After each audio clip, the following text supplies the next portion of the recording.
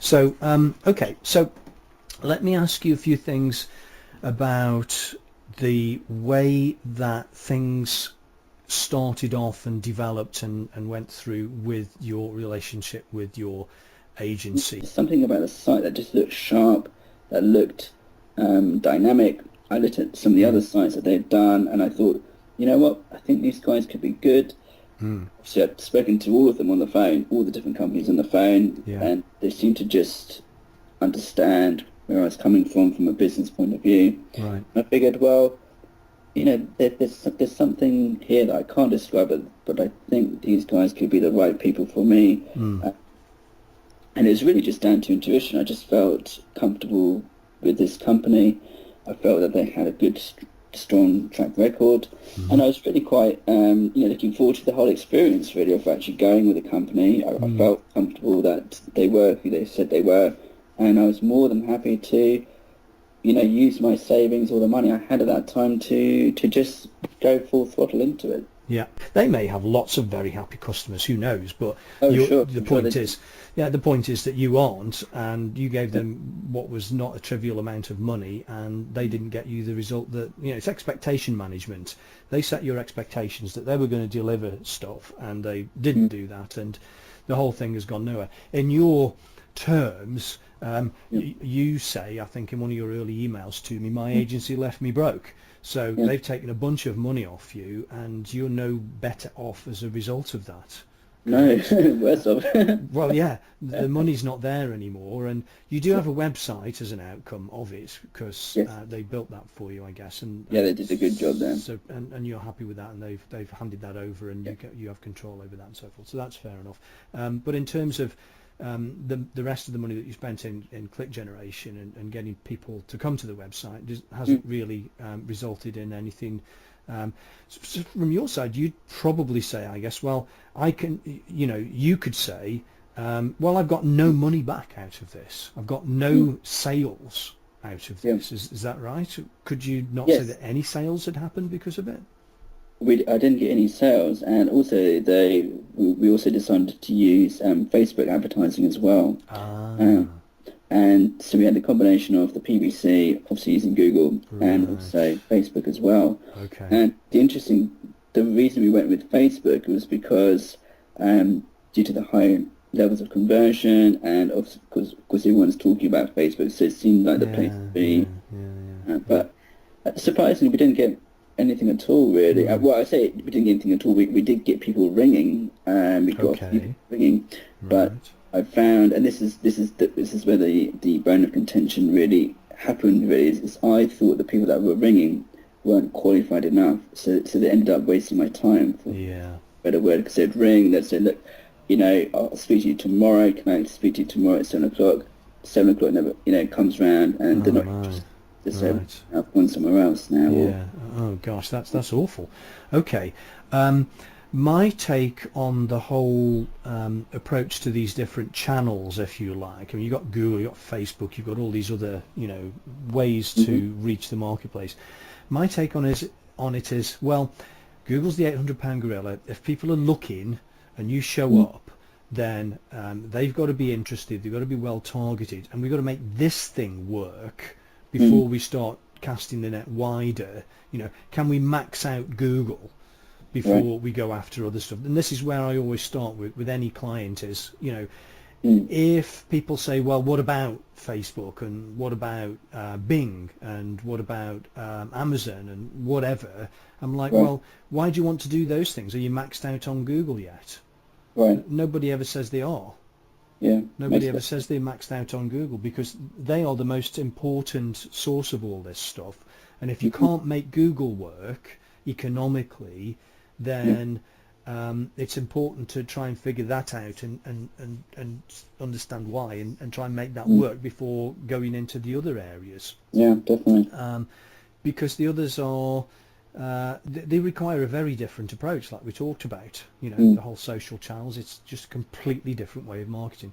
Okay, right, so when you started talking to your agency, hmm did you get, so I really kind of have a checklist of things that I've written down that, for me, in my Right. experience with people like you who've worked with agencies in the past, there's kind of Yeah. a checklist of things that, I mean, you did your due diligence, you asked a lot of questions, you researched these guys, you Yeah. interacted with them and all that sort of thing. So I'm going to ask you a few questions here now that I would think I would hope that they would have either asked you or been interested in or whatever.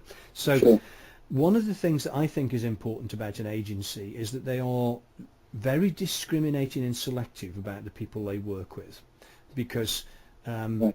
their success is your success and vice Mm-hmm. versa. And if it doesn't work, then it's not good for anybody, Right. and you want to try and avoid that because Yep. it's not good for your reputation as an agency and it's not good for the client. If you're going to Right. take his money and spend it, then you've got to be pretty confident you can deliver a result for him. So um, Sure. I turn people away if Right. they are not the right fit for me, and Right. I'll either say, sorry, I can't help you and I don't know anybody who can, or I'll say, well, I can't help you, but I do know, because I have relationships with other agencies, and I'll pass you their way because I know they specialise in this area and you would be Right. a better fit for them. Yeah. So did Nice. did did you ever get any impression that they would be prepared to say, well, no, you're not a good fit for us, and we'd prefer not to take your money, and we'll refer you to somebody else? Or did they just kind of fall over themselves to, what was your experience of them, talking to you about taking you on as a prospective client? So with this particular agency, I never felt that they wouldn't take me on. They were more than happy to give me a try.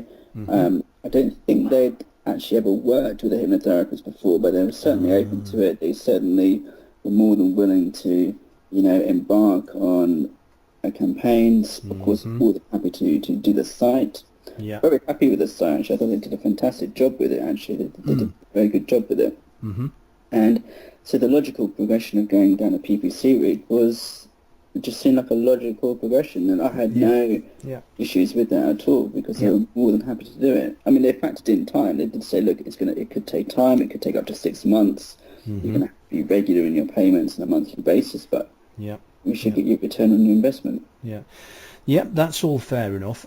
Did they want to go into the whole, well, I'll come to that in a second actually, because you just made another point, which is my next question straight away after well, do we think we can work well together, as well? Mm. How do you know that? Do you have direct professional experience of my industry, clients in it already, or are you going to be figuring this out as we go? And I think you answered that question just now, which was to say, well, they admitted that they didn't have direct experience of the hypnotherapy or the anxiety Mm. or whatever marketplace, but Yep. they were willing to have a crack at it with you. Sure. Yep. That's the impression I got. Mm, Willing to give it a crack. yeah, because that is a bit of a, yeah. I'm gonna give you the feedback here, which is, even though you did the due diligence, well, clearly Mm. it didn't entirely work out, and we've got to be very sort of blunt and honest about this. But Mm-hmm. because of the fact that they don't have direct experience in that industry, that Mm. for me would be an amber. That would be a warning signal. Well, yeah, they're a PPC Mm-hmm. agency and they're doing a good job for of my website and what have you, but this is new Right. to them, and they therefore may be completely figuring this out from the beginning and have no clue what they're doing to start with. And and Right. and that's the thing about it. Whereas Mm. um, my approach is that I prefer to work with clients who I'm already familiar with in terms of their Right. industry. Now that might Mm. be a bit of a broad generalization in terms of, I'm a technologist. I'm from an IT background, personally speaking. So I'm Okay. Right. very, I used to run European IT, so I'm very familiar with this whole technology thing and computers and peripherals and, you know, um, devices and networks and all this sort of thing. Mm-hmm. So if you talk to me about mobile phones or computers or printers or network devices or technological things, I'm extremely comfortable with it. Sure. And even if I haven't actually got somebody who I've managed campaigns for, these types of mobile phones, Mm-hmm. well, I've worked with mobile phones in the past, so I know what they're all about. So, Right. um, so, so for me, um, somebody marketing that kind of product would be a good fit for me straight away, and I'd be very comfortable with it, and I'd feel happy about doing it. Yeah. Whereas if it was somebody who came to me who was selling shucks, I don't know, power tools. Right. I have no direct experience of the power tool industry, Okay. but I know that with power tools go buying keywords which are makes and models of power tools. Makes You sense. see, so again, although I don't have I'm not a tradesperson who uses these things, and I couldn't instinctively tell you, well, you need a Hilti model XYZ, Right. to do this. Nevertheless, it's something that I know the sort of attributes of, and therefore I could get into it quickly. So, no direct professional experience of an industry, or absolutely no clients in it for me as an amber, as a caution. So, okay, could they give you any idea from their existing clients what the expectation was likely to be in terms of, well, you will pay this, but you're likely to get back this? No, I think it's fair to say there was never any expectation. It was more a case of, well, you'll pay your monthly fee, so to speak, your PPC fee Yeah. and whatnot, but we can't guarantee you results. And I think they were very explicit about that at the start. We cannot guarantee you results. We cannot guarantee you that you'll get any clients at all. Yeah. But we will do our best. Yeah. We will do our best. Well, that's a good approach from their side. I mean, I don't provide websites to people, which is why I asked the question about the nature of the whole thing with what you got from your web presence. So I'm always at the mercy of the client's website, Right. because they've built it or procured it or had it done for them or whatever. I can't do anything with the website. I inherit it, so I'm stuck with how it works and how it performs. Often I will give feedback to clients about their website, because if I'm working with them, it's in my interest to try and help them improve it, because then everybody gains, and there are working practices and good ways to do things and bad ways to do things and all that sort of thing, but there's no such thing as the perfect website unless it converts 100% of the visitors 100% of the time into profit. Oh yeah. And nobody's website does that. So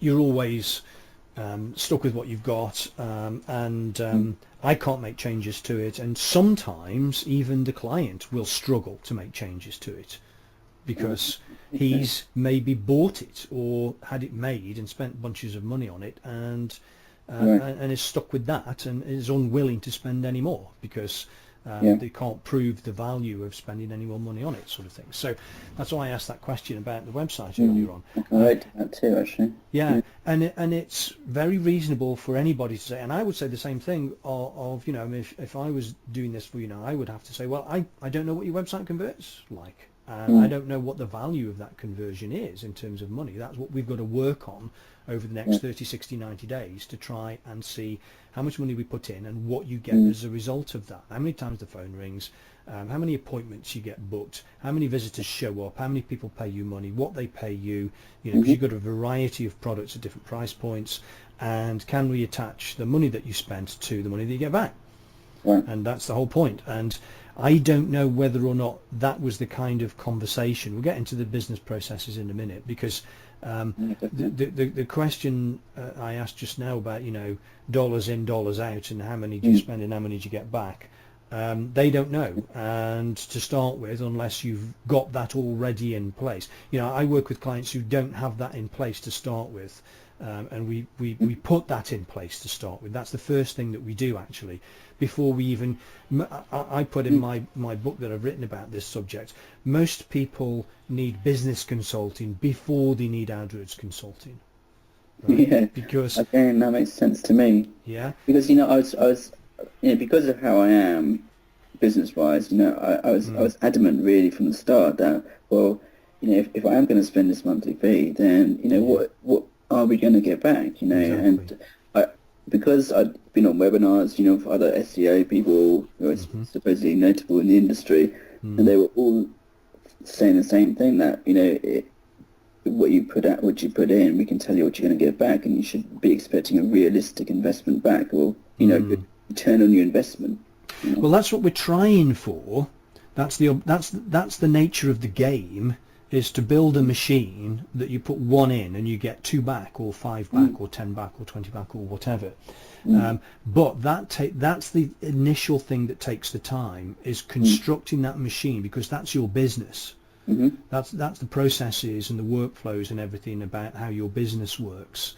And so in that situation, what's got to happen is we work backwards from somebody giving you money, right? Somebody's bought, if it's the lowest common denominator, the most easily accessible thing that you can sell, which is maybe an hour of your time for a session. I don't know how that whole thing works. But that has a value. That's, well, you said it earlier, 175 for 50 minutes. So that's the thing you're trying to sell. So what is it that, and we've got to deconstruct the sales process, which gets you to that point, and, build the whole campaign and everything around that as the objective. So one of the questions that that I would be, so your business is your situation is you are in lead generation rather than physical or digital e-commerce sales, and so lead generation has a very particular set of circumstances surrounding it, which is to say various things have to happen before you get paid, and it's you that are getting paid by providing the service, rather than you are not selling these hypnotherapy leads to other hypnotherapists. There are people who are in the situation where they are lead brokers, as I call them, where they buy clicks, they acquire leads, and then they sell the leads. So they know how much the value of the lead is directly, because they're going to sell all those leads. So if they get 100 leads, they'll sell all 100 of them, and they'll make whatever it is, £10 a pop or whatever. So if they sell a lead for £10 a pop and it costs them £2 to acquire it, they're just going to keep doing that forever. Oh yeah, great business. Because it's a 5-to-1 return, so that's all fine. Whereas you are in the most challenging piece of this whole lead generation thing, which is what I call self-fulfilling lead generation, which is that you service the lead. You've got to convert the lead into business, where somebody gives you money in exchange for what you provide. So what that's all about is then in lead generation, I would be asking the question of the agency, well, okay, I'm in lead generation, you do lead generation campaigns for other people who are not in hypnotherapy, who are in other areas of business, you've got testimonials, case studies and so forth. Can you show me that other people in lead generation who are your clients are running this as a profit center? Can you show me that you are maxed out with your campaigns and you can't buy any more clicks on Google Adwords, and you're running these things flat out with no maximum budget? Can you show that to me?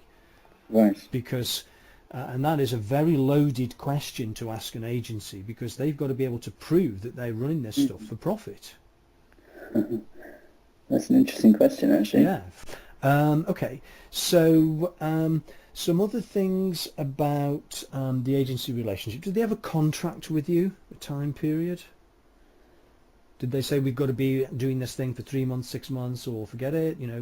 That's how it works. It was more monthly, actually. The contract was more monthly. Okay. So, I mean, thankfully, we were never tied into a long-term contract or anything like that. I was very careful not to get involved in anything like that. Good. But the good thing was, actually, it was monthly, and we could take it month by month. Yeah. I think the problem just arose that obviously there's an expectation that every time you're paying something out per month, you get something back. Well, you're supposed to, yeah. You're supposed to. Yeah, and they would say, well, they would say, well, looking at your campaign, you've got these clicks and you've got these conversions, and they might say, well, so we're doing a good job. But you would say, well, yeah, but I ain't sold nothing. You got my argument in one there, actually, in that sentence. And that was exactly what I said to them. I said, I didn't get anything back, and they said to me, well, look, we've done the PPC campaign, we've done the best that we could do, we've done this, we've done that, we've done this, we've done that. Yeah. And I was like, well, it's not what the other experts are saying. The other experts say, well, we can do a lot better than that. Yeah. All that.